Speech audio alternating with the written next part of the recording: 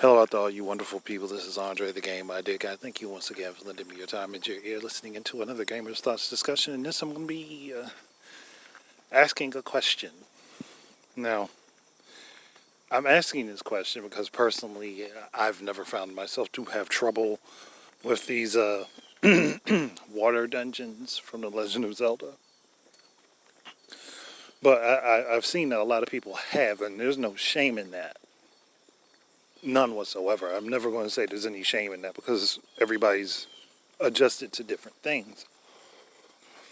But I've also seen recently where some people will say the water temple in Ocarina of Time on N64 was more difficult than the water temple in Ocarina of Time 3D on the 3DS. And I'm like, it's the same dungeon with the same layout. The only thing that's different is that the iron boots are now an item rather than an equipable, which actually works out better for him and makes it less tedious, but I didn't think it made it less difficult. So I'm so lost on that. Like, how? How is this easier? More convenient, sure. Less tedious, sure. Faster, sure. But the difficulty doesn't change. The difficulty of it's still the same. That's what threw me for a loop. I'm like, where did the difficulty change? I mean, yeah, it was definitely very annoying to have to pause your game playing Ocarina of Time to equip the freaking iron boots. Then to unequip them, especially in segments where you had to make Link drop down and float up to different places in the water temple. I get that. But where did the difficulty change? I'm so lost on that. Like, legitimately, I'm very lost on that. And there's nothing that makes any sense when people say that to me.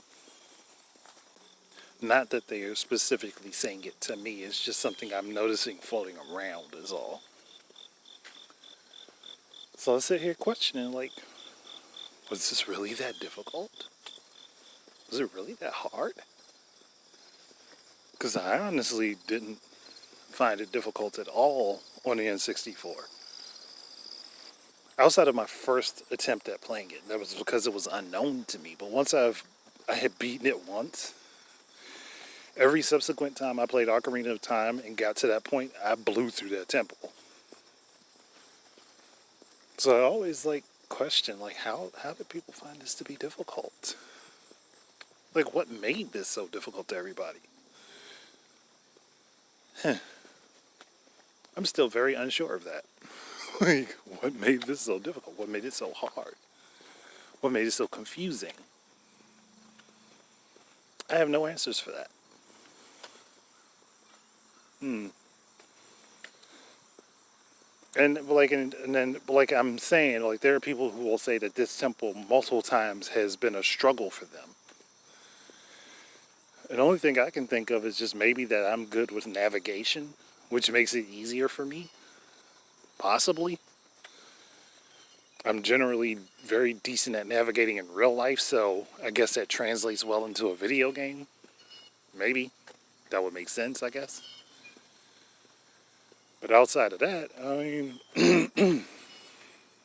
I would think that most people, once you've done it once or twice, you probably understand it well enough and know where a majority of things are, just instinctually, that it shouldn't be that difficult. Subsequent playthroughs. I don't know. I mean, the only other water temple that really gave me any trouble in the Legend of Zelda series was the one in Twilight Princess. But I don't even remember how long it took me to get through that one. But I don't think it was that difficult. It just gave me a little bit of trouble. I think I got turned around a couple times in it. But yeah, I don't know. Maybe maybe it is a navigational thing and just not that very many people are good at navigating.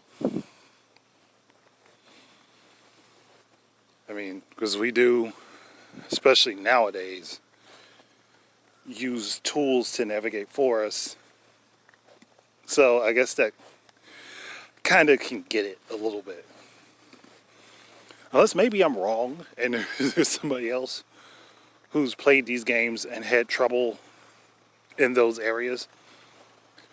I've just never had trouble in any water-based dungeon in The Legend of Zelda myself personally.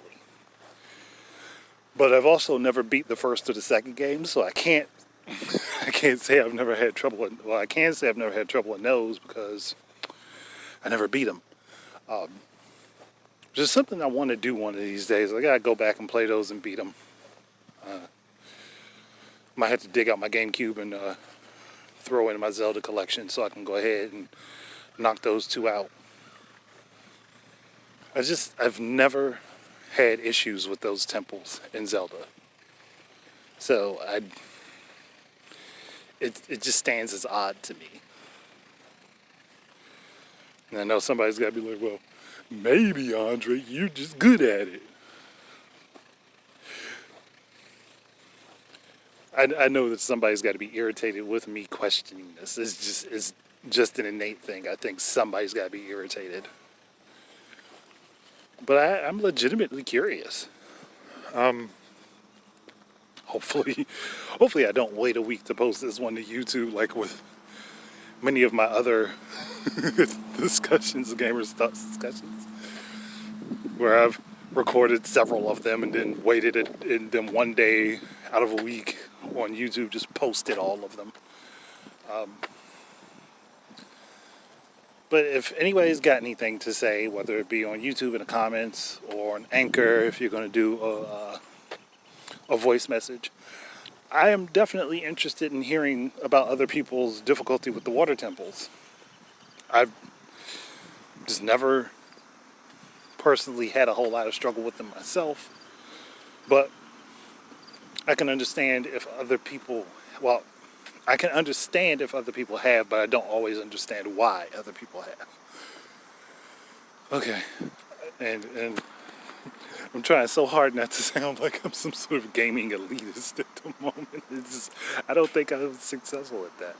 But I'm just going to end this here and stop rambling. So thank you guys very much for listening. Keep your eyes and ears out for more stuff from me. And until the next time, enjoy your games. And peace out, everybody.